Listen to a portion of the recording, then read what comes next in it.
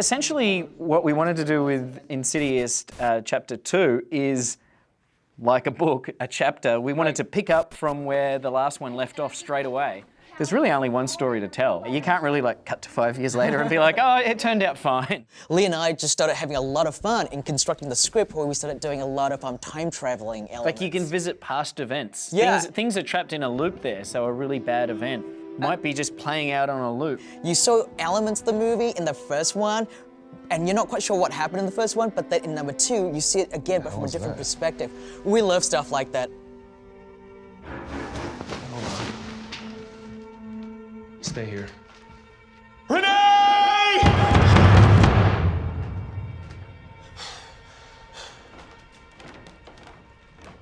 In some ways, my sort of filmmaking approach is one more in line with films like Stepfather, The Hands That Rock the Cradle. It's kind of like that, like sort of more classical domestic thriller with ghosts. I think what they did was really look at what was scary about that first film in terms of visually and sort of take a really great cue from that and put it into a storyline for this.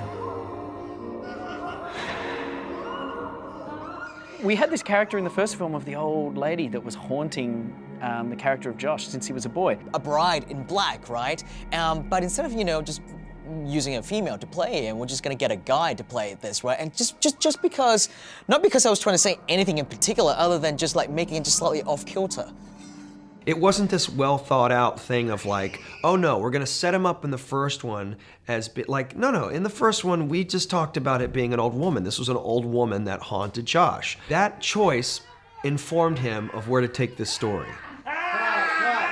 James knows how to make it scary. I mean, the equation with horror is pretty simple. It's like, I always say it's like comedy. There's only one question that matters. Is it scary? With comedy, is it funny?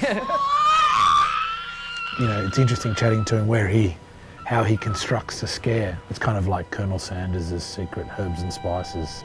I could plant a seed or he could plant a seed and we just sort of throw it back and forth. And then eventually, we get on set and then we try it out, we try something different. And then we try it again in post, in editing, and doing it with the sound. Great. Well, you try to find different shades to it. So, not everything is about a big scare. Some of them is just about building the mood. So when the scare comes along, it's a good boo. You see the ghoul coming out of the closet, like darts out. It's always about peripheral vision. It's always about, I think I saw something over here, right? But it's never a head-on.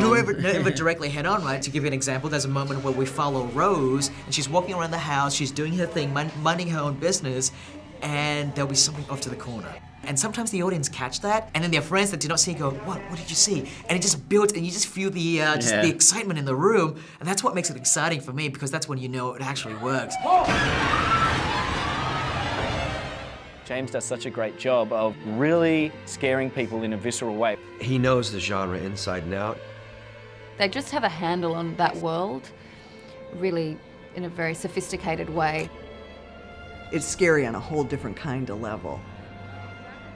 People really want to be scared communally. There's something about going to a theatre and screaming with everyone else in the theatre that really brings people to the movies. They're gonna see things they've never seen before. They're gonna forget that they can be scared this badly.